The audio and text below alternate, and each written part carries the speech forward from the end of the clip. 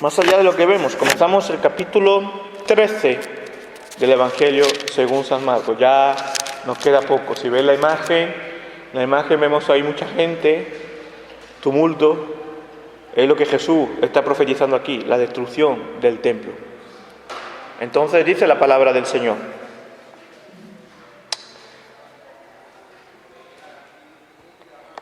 cuando salía del templo, uno de los discípulos le dijo: Maestro, mira qué piedras y qué edificio. Y Jesús dijo: ¿ves estos grandes edificios? No quedará piedra sobre piedra que no sea derribada. Oremos. Señor, te damos gracias por tu amor, por tu bendición. Gracias por esta palabra, Señor, que tú nos das, que tú nos regalas. Que podamos, Señor, exponer fielmente las Escrituras, Señor, y que seamos, Señor, también no solo oidores de ellas, sino también hacedores, Señor. Te damos las gracias y te pedimos en el nombre de Jesús. Amén. Bueno, comenzamos este capítulo número 13, como he dicho. Estamos en un capítulo ahora muy diferente. En el capítulo 12 vimos la autoridad de Jesús sobre todas las cosas. Vamos a ver la profecía. En este capítulo Jesús se reivindica. Jesús nos enseñará un capítulo donde hablaremos de profecías de parte de Cristo de juicio. Ahora estamos en el capítulo donde se muestra a Jesús como el gran profeta de Dios, pero más que el gran profeta de Dios, la palabra viva de Dios. El Dios encarnado hablando sobre el juicio y sobre su poder soberano como juez. No era un profeta solamente que hablaba del juicio de Dios de una manera pasiva, como que él no puede hacer lo que iba a ser Dios. Aquí él está hablando como Dios. Jesús es el Dios encarnado y él habla con la autoridad de Dios. Después de haber manifestado su autoridad en el capítulo anterior, nos muestra su autoridad como Dios. Y muchas veces, hermanos, aquí de la cuestión es que nos dejamos llevar y nos dejamos impresionar solamente por lo que vemos, como le pasó a los discípulos con el templo. Las piedras, lo bonito, lo bello. Y muchas veces cuando vemos nos quedamos solo impresionados como el total de nuestro impresionismo, es lo que vemos. Nos quedamos en una forma superficial de lo que realmente Dios nos quiere enseñar con las cosas. Cuando vemos solo lo lindo a los ojos de los hombres, podemos olvidar lo trascendente y poderoso que es Dios. No nos dejemos llevar solo por lo que vemos, hermanos, ni demos importancia a lo vano de este mundo, ni demos más importancia a lo malo de este mundo, a lo vano de este mundo, por muy bello que sea. Hay una belleza superior y genuina que quizás con nuestros ojos físicos no los podemos contemplar, pero sí con nuestros ojos espirituales. Y esa belleza es Dios, la gloria de Dios a la que hemos sido llamados.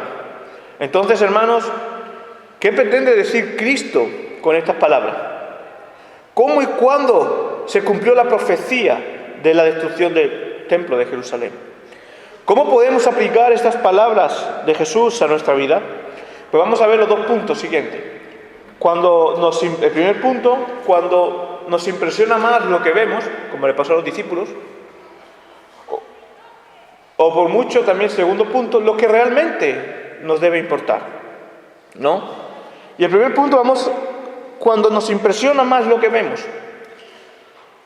Muchas veces quedamos viendo algo maravilloso en los ojos y olvidamos a Dios, o nos llama la atención algo bonito y olvidamos lo que realmente importa de la vida.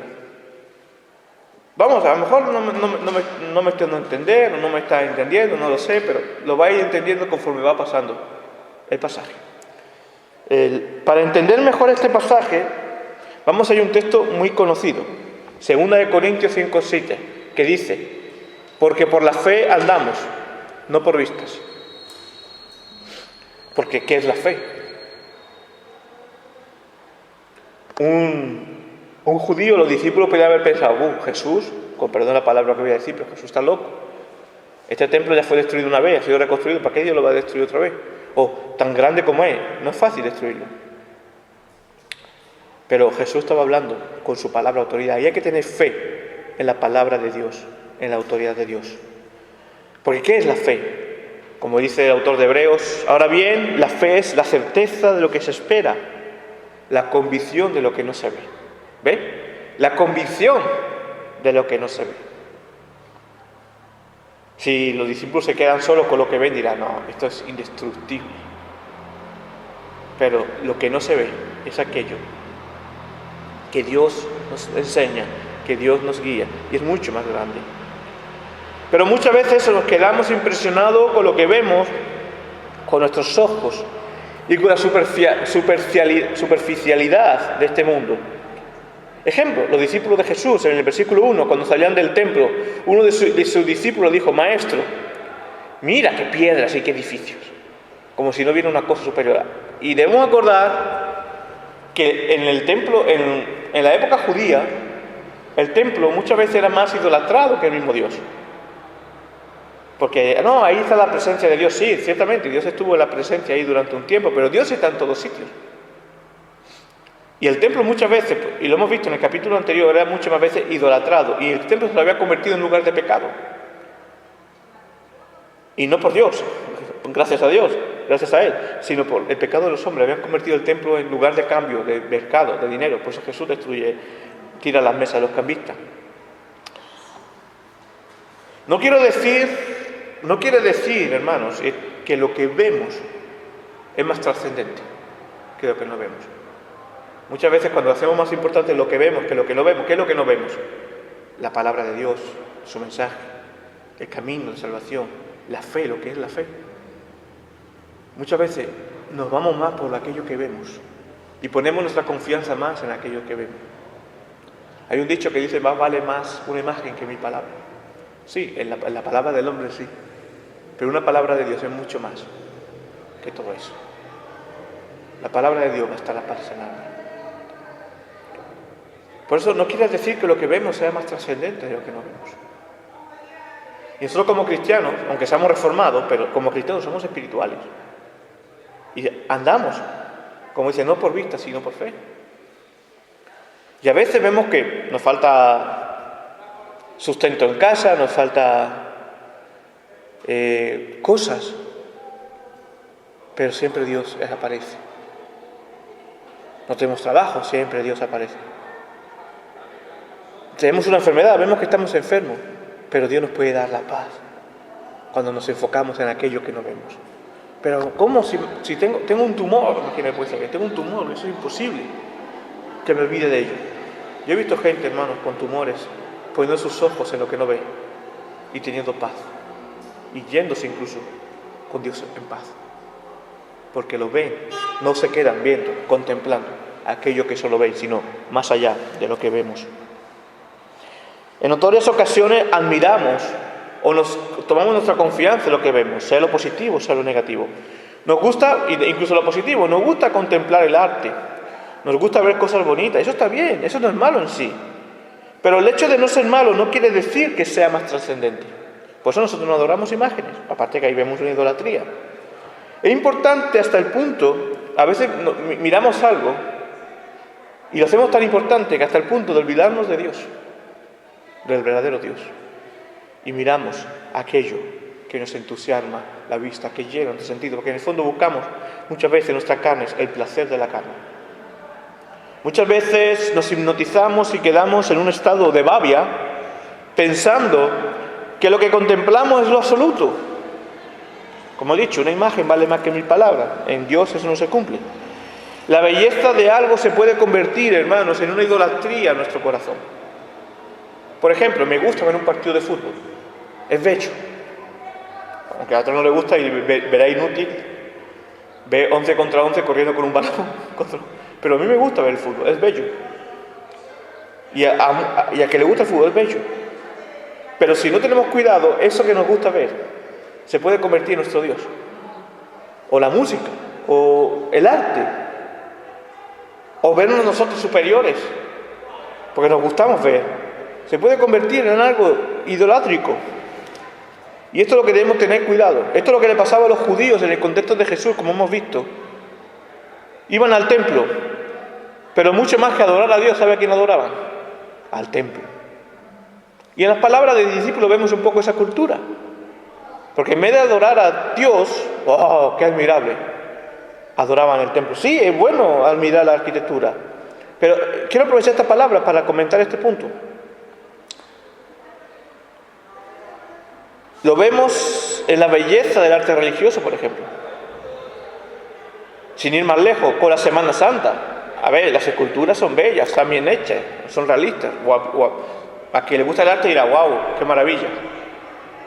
Son bellas obras de arte, pero llevan a muchos a un corazón idolátrico, porque las adoran. Por eso, hermanos, lo más bonito, lo bonito a nuestros ojos no quiere decir que es mejor. Lo bello a nuestros ojos no es mejor, no quiere decir que sea mejor que a lo que no vemos. Esto entra un poco en el campo del pasaje pasado, cuando hablábamos sobre la apariencia. No porque algo sea más bello es no dañino o realmente bueno. Por ejemplo, tú vas al campo y vas a ver setas. Por ejemplo, vas a coger setas. Curiosamente, la típica seta roja esta, de donde vivían nos enseñaron los dibujos animados, donde vivían los duendes, los gnomos, en los dibujos animados, los que crecimos con esta cultura. Las setas esta roja, bonita, llenan a los ojos, qué bonita. Pero esas setas son venenosas. Las setas que se comen son las más feas. La grises, la no sé qué. Esa, en cambio, qué bonita, me la voy a llevar a casa para comer. Eso es venenosa. Por eso quiero decir, lo más bonito no quiere decir que es mejor y que no sea dañino.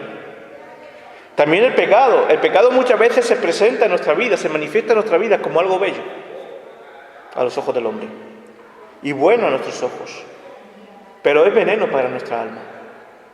Por ejemplo, me acuerdo de un hermano en Cristo, cuando yo comenzaba, que él me decía algo: Samuel, ¿cuál es tu plato favorito? Y yo decía, pues en ese tiempo era el arroz a la cubana. Y me decía él, pues el demonio te presenta, imagínate que te presenta el arroz a la cubana, el mejor arroz cubana que tú he visto, pero ese plato tiene veneno. Te lo vas a querer comer y tus ojos te van a decir, cómelos. Pero si te lo comes te va a envenenar. Pasa, por ejemplo, con el adulterio. Te pone Dios, o sea, te vas caminando por la calle, el enemigo se te presenta ahí algo que te puede gustar los ojos, porque el que comete adulterio hace eso. Le gustan los ojos, pero eso es veneno. Es pecado, es muerte. Por eso lo bonito de nuestros ojos no quiere decir que sea mejor que lo que no vemos. Mira a Adán y Eva. ¿A por qué frutos fueron? ¿A por qué árboles fueron? A que le prohibieron, pero ¿por qué le fueron? Porque le llamó la atención a los ojos. Lo vieron lo más bonito, el fruto tenía buena pinta. ¿Y cuáles fueron las consecuencias? Fatales. La muerte. No todo lo que entra por los ojos, hay un dicho que dice, no, me tiene que entrar por los ojos, sobre todo en relación de pareja, ¿no? No todo lo que entra por los ojos es mejor que aquello que no vemos. Y estoy seguro de ello. Tampoco, hermanos, lo espectacular, entre comillas, lo espectacular no quiere decir que sea más santo. O lo espectacular no quiere decir que sea santo. Un ejemplo, vuelvo a decir, voy a otra vez a poner de ejemplo a nuestros amigos católicos. La Semana Santa, la música, los pasos, la muchedumbre, es algo espectacular, lo de ellos, su Semana Santa de ellos. Tú lo ves y dices, te gusta el arte y dices, algo espectacular. Van coordinados con la música, pero el que sea espectacular no quiere decir que sea santo o que sea agradable a Dios. Los cultos neopentecostales o de muchas iglesias pentecostales hacen cultos espectaculares, con luces, con danzas, con no sé qué, con no sé cuánto, una coordinación que gastan mucho tiempo hasta preparando, un show, nunca mejor dicho. Y se ve bonito, y a veces queremos música con un montón de instrumentos, hasta con luces, y nuestra carne nos pide eso, muchas veces. Pero eso no quiere decir que sea santo. El templo era espectacular. La admiración del discípulo lo vemos, el templo era espectacular, pero el templo estaba lleno de pecado. Y no por Dios, obviamente, porque Dios no es pecado, ni puede pecar, sino por el hombre que había contaminado. Es más, Jesucristo dijo, habéis convertido la casa de Dios, de mi Padre, en templo, cueva de ladrones. se había desvirtuado por causa de sus sacerdotes con poca ética y por causa del Israel que buscaba más interés en otras cosas. Ir al templo, por ejemplo, no era sinónimo de ser un judío piadoso, porque tú puedes ir al templo a hacer cosas malas. Igual que venir a la iglesia o decir que estás bautizado o decir que eres cristiano no es sinónimo de que seas un buen cristiano. Por eso tienes que examinar tu corazón. Tampoco es sinónimo de santo un culto más espectacular y lleno de emocionalismo, como tampoco un culto lleno de espectáculos. El ruido, las luces, lo realmente espectacular, el show, no quiere decir que sea un culto santo, porque todo esto no es necesario para adorar a Dios. El templo iba a ser destruido. Para un judío el templo era como lo fundamental para adorar a Dios, y se convirtió en adoración al templo en vez de a Dios. Pero no iba a ser, para nosotros no hace falta ir a un templo. Lo hemos leído antes. Dios no habita en un templo. Dios no moraría en un templo hecho por manos del hombre, sino un templo creado por Él mismo. Nosotros, tu cuerpo. Y vuelvo a leer el pasaje que hemos leído, ¿no? El Dios que hizo el mundo y todo lo que hay en él, puesto que es el Señor de los cielos y de la tierra, no mora en templo hecho por manos de hombre. Ni es servido por manos humanas como si necesitara de algo, puesto que Él da toda la vida y aliento a todas las cosas. No podemos encajar a Dios en un templo, en un lugar.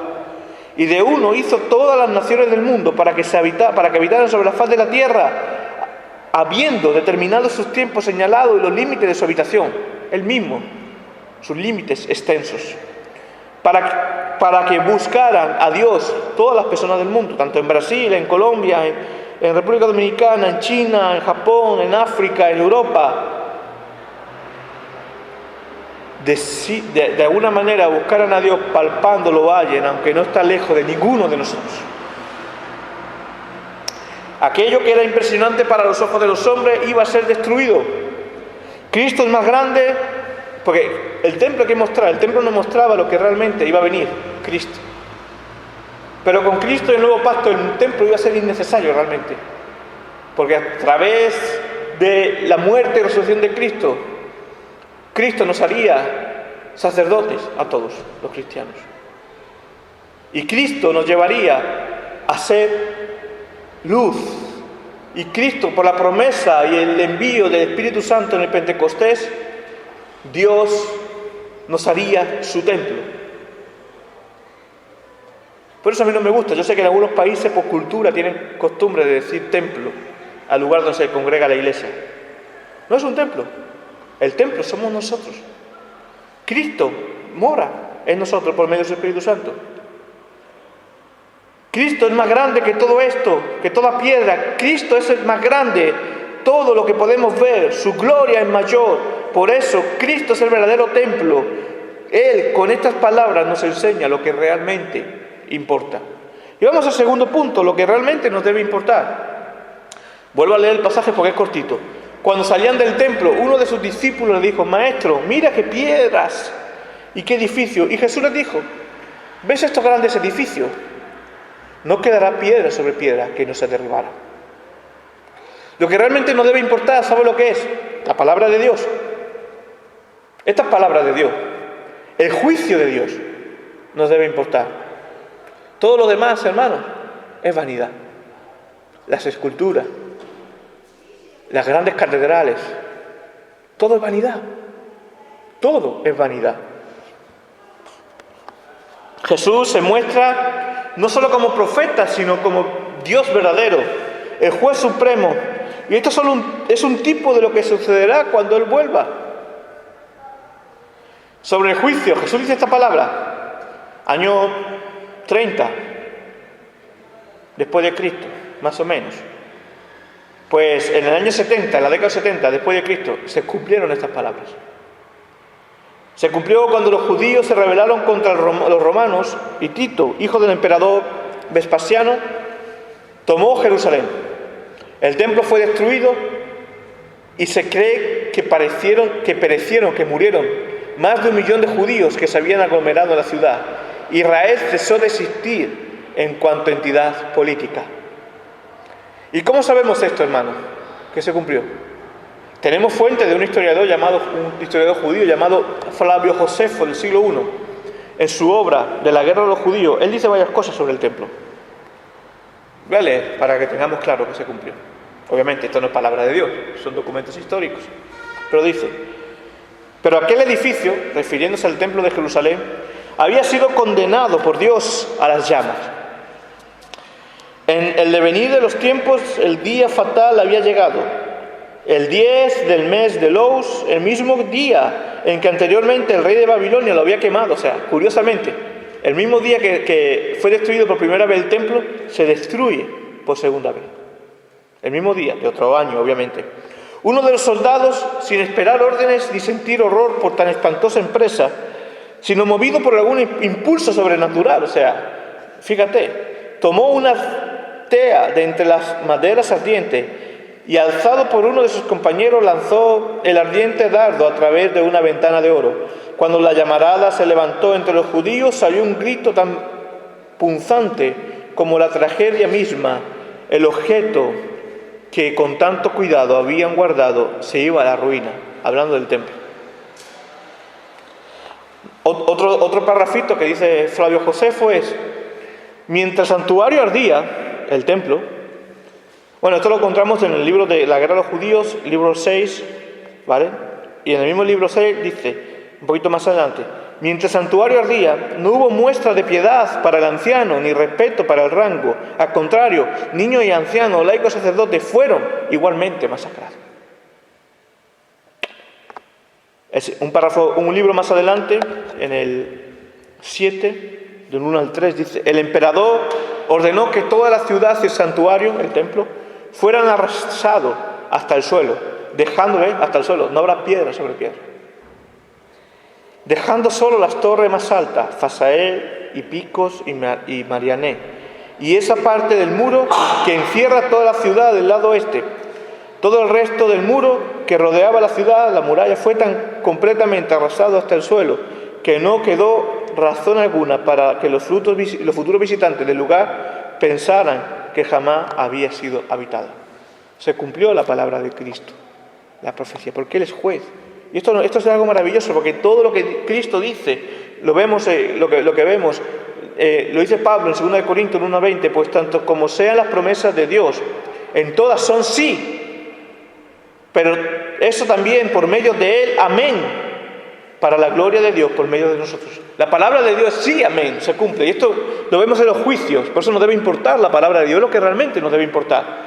Aunque el mundo diga, no hay vida después de la muerte, no sé qué, aunque nos diga esto la falsa ciencia, tenemos que mirar más allá. Y si Cristo dice que Él ha ido a preparar lugar para nosotros y que tendremos vida eterna con Él, tenemos que creer más allá de lo que vemos. Muchas veces nos da miedo la muerte porque no sabemos a nuestros ojos lo que hay más allá. Pero debemos creer a Cristo, que más allá de la muerte hay vida. Y estaremos con Él. Está la gloria de Dios. Curiosamente, el templo fue destruido tal como Cristo dijo: no habrá piedra sobre piedra. Quedó un muro que Dios seguramente dejó ese muro para recordar que su palabra se cumple, que eso sucedió y que Él está presente, no ya en el templo, sino en su iglesia, en su cuerpo de la iglesia. Curiosamente, ese muro todavía sigue siendo un lugar de adoración, conocido como el muro de las lamentaciones, donde millones de judíos van a poner sus plegarias allí.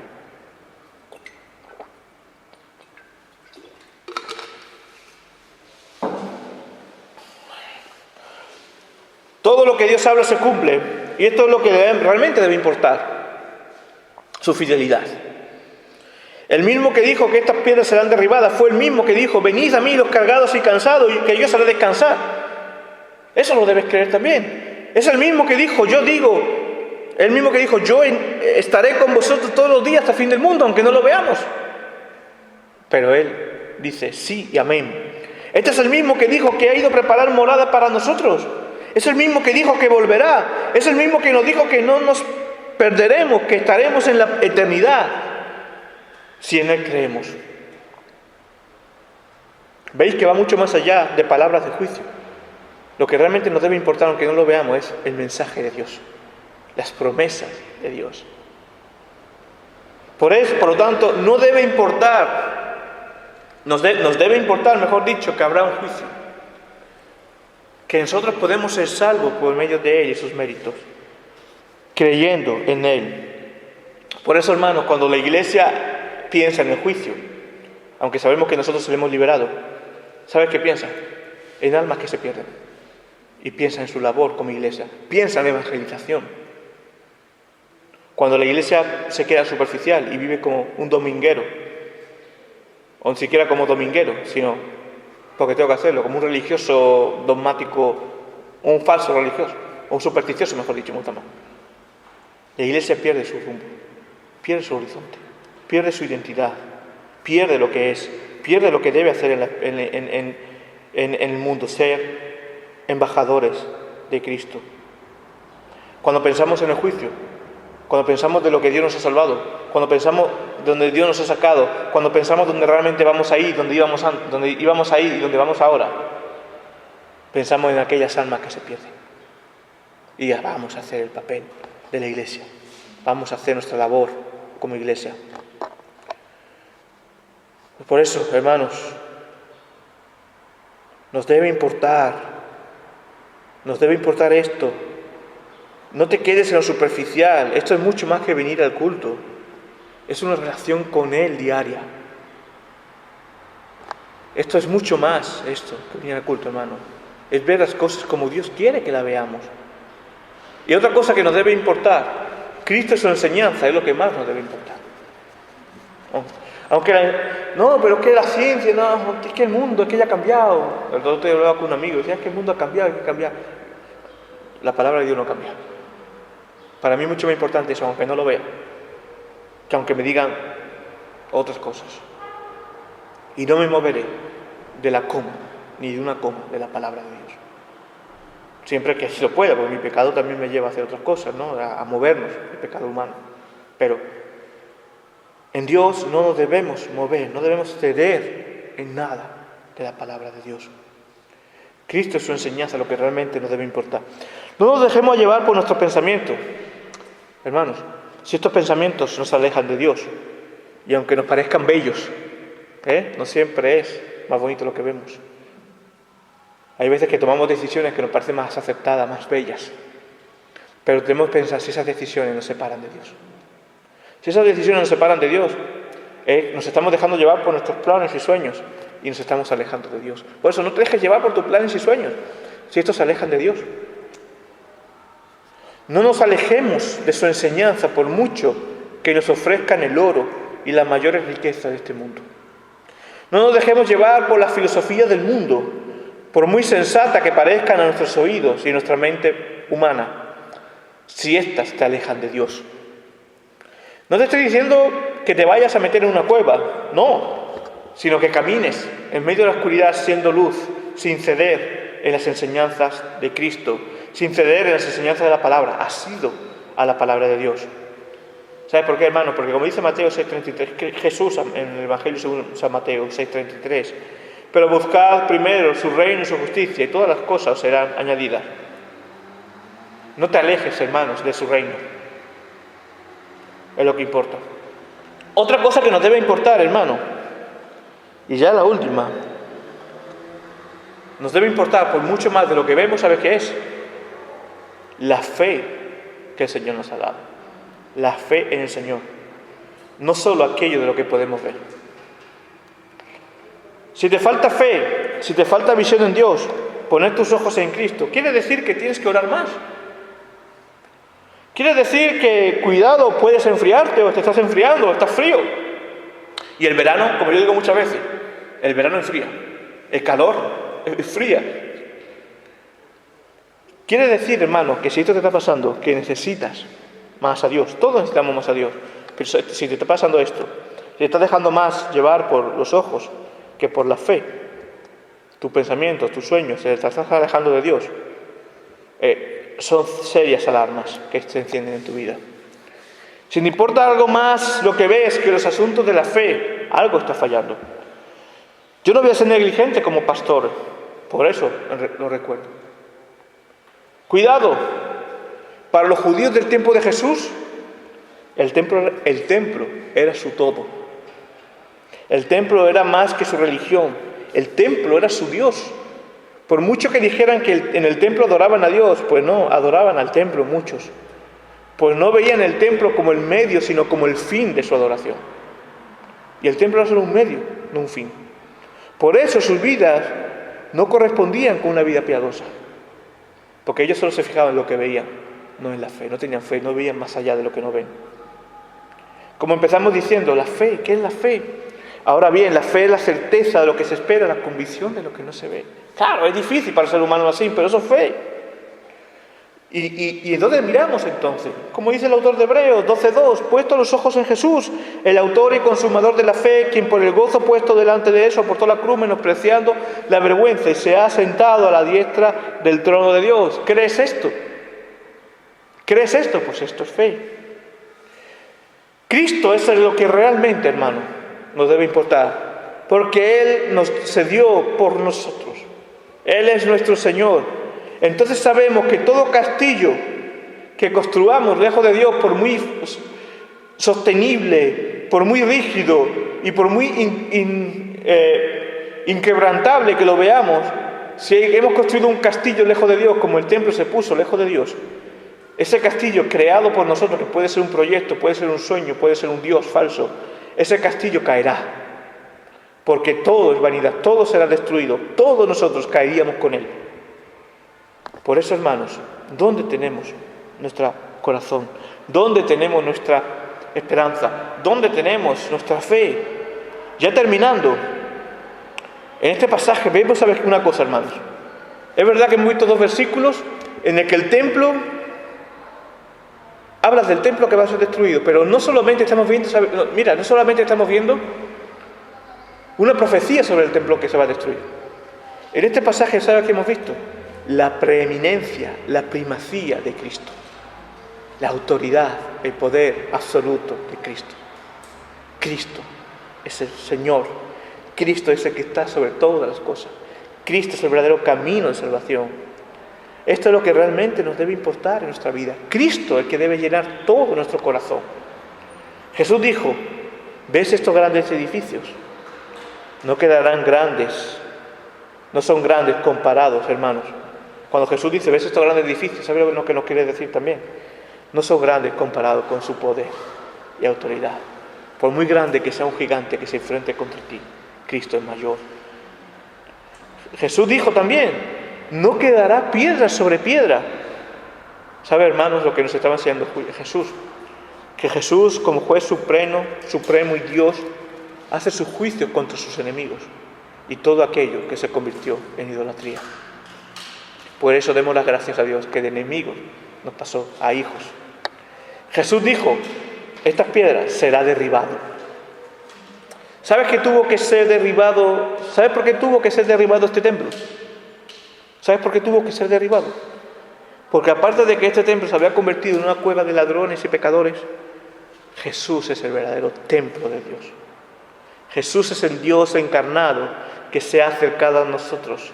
Jesús, por Él tenemos acceso al Padre, por medio del Cordero Redentor que está sentado a la derecha del Padre y que reina con todo poder y autoridad.